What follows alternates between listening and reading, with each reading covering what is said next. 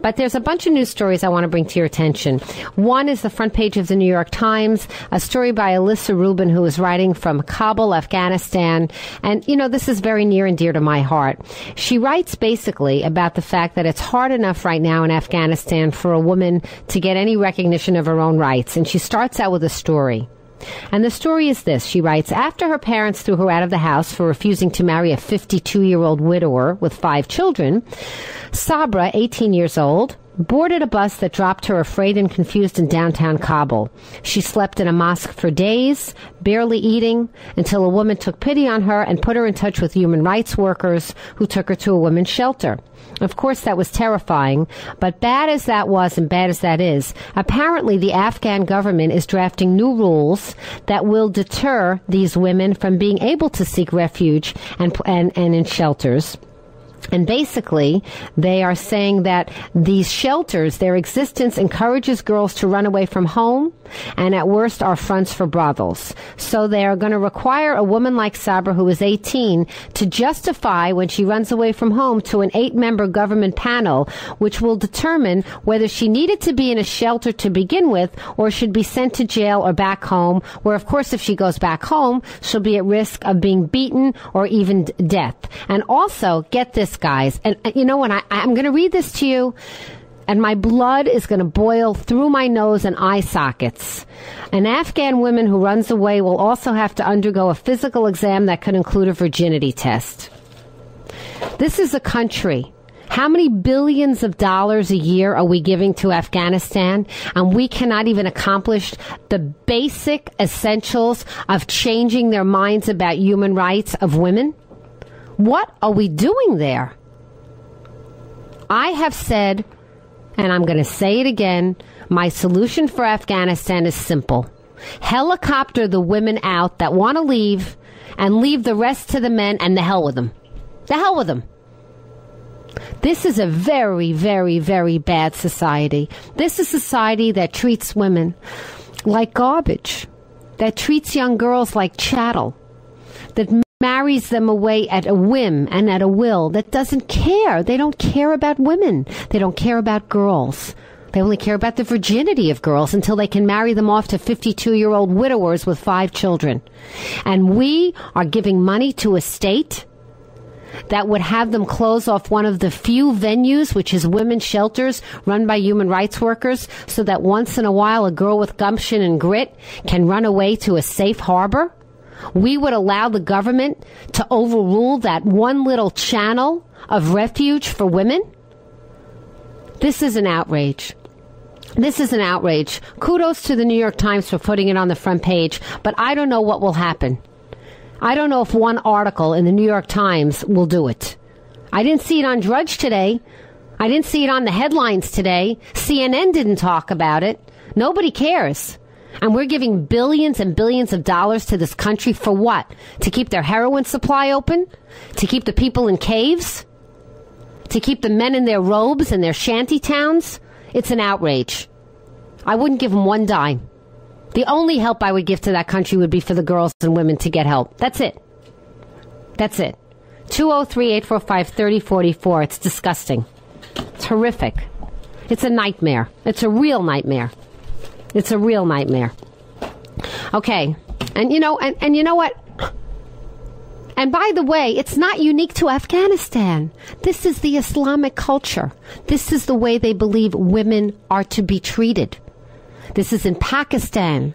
This is in Bangladesh, where the 14-year-old was flogged to death. Do you know that the body is being exhumed?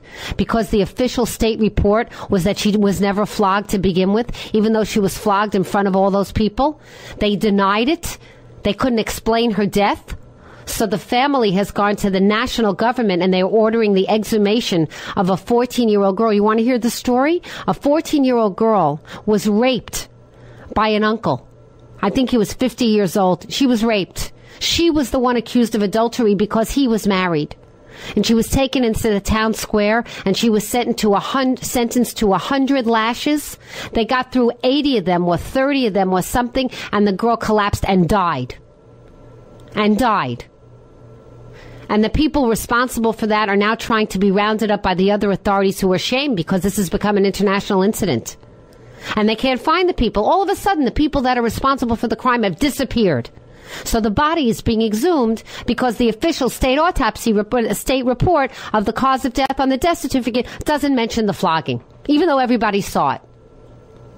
So this isn't just in Afghanistan where women are nothing. It's in Bangladesh. It's in Pakistan. It's all over. It's in Morocco.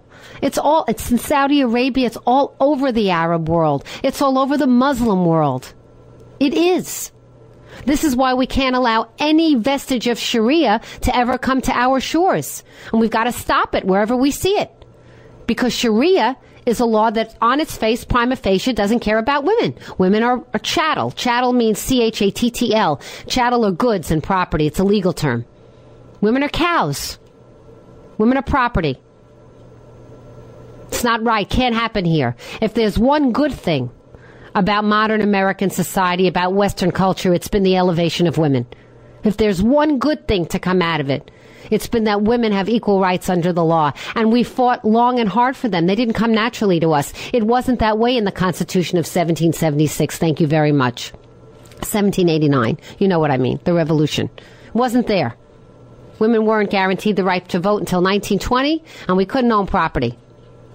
So we've worked long and hard for these rights, and we're not giving them up. We're not. 203-845-3044. You can call if you want. I got a very nice note from a listener before the show, an email from a gal named Jennifer, who was shocked to hear an interview that I had the other day in which I mentioned, because I know this to be true, that there are law firms in Connecticut that specialize in the implementation of Sharia law vis-a-vis finance. I think Murtha Kalina is one of them. You can look it up. It's a very big deal, fancy schmancy law firm in Connecticut. And they have a part of their practice devoted to, because they want the business, they want the money, to helping the Arab world do business and get around the terms of Sharia law that forbid interest. And so they have an entire division of their law firm that caters to this.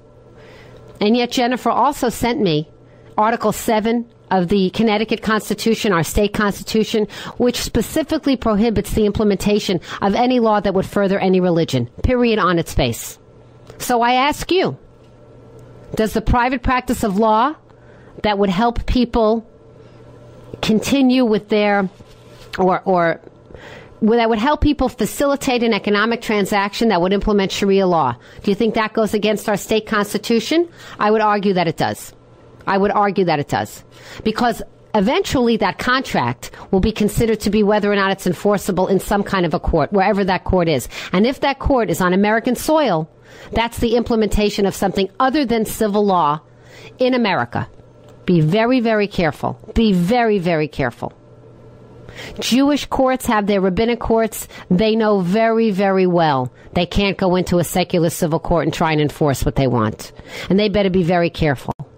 And sometimes they're held up to public scrutiny out and about because the person doesn't do the right thing. Like a recent politician who was accused of not giving a get. It's spelled G-E-T. It's a certificate of divorce to his wife. Because under ancient Jewish law, only a man can grant a divorce. So I'm an equal opportunity hater of all things fundamental when it comes to religion. And so because the man didn't grant the get to his wife, and the wife apparently is this beloved citizen of her community, she went public with it. And she shamed him. But he doesn't want to give in. And so she cannot get remarried by a rabbi until she gets that certificate of divorce. That's her quandary. But don't go into an American divorce court and wave that get around and say it needs to be enforced, because it won't be, and it shouldn't be. And the same thing with Sharia law. So we got to be careful, guys, because these men in Afghanistan, if they had their way, they would impose this and export it to our shores. Believe me, they would. They would like to. Which brings me around to Egypt. And my question of the day: should the United States be offering aid to the opposition right now in order to secure a quote-unquote democratic transition? Is it our business? Is it our place? Could we make it worse? We've done that before. What if one of the opposition leadership parties is violently opposed to peace with Israel? Is somebody that would disseminate hatred and call Jews pigs and all that ugly, ugly stuff, the Muslim Brotherhood, which is guaranteeing itself in its charter to be another force for the jihad of the world. What if that's one of the opposition leaders? Should we be supporting that? I don't think so. Do you? But we might be discriminating. We might be favoring one over another once we get in there. We have to tread very carefully, am I right? What do you think of what the Obama administration said today? They said it today. They're preparing an aid package to the opposition to help ease a democratic reform. Are we going to do such a great job in Egypt like we did in Iraq, where women have less rights now than they did before Saddam Hussein was there? Can you believe that? It's true. It's true. Are we going to do a great job in Egypt like we've been doing in Afghanistan, pouring billions into society that is closing down shelters for runaway girls? What a great job we're doing. What a fabulous, fabulous job American interventionism is doing overseas. I'm really proud of our country.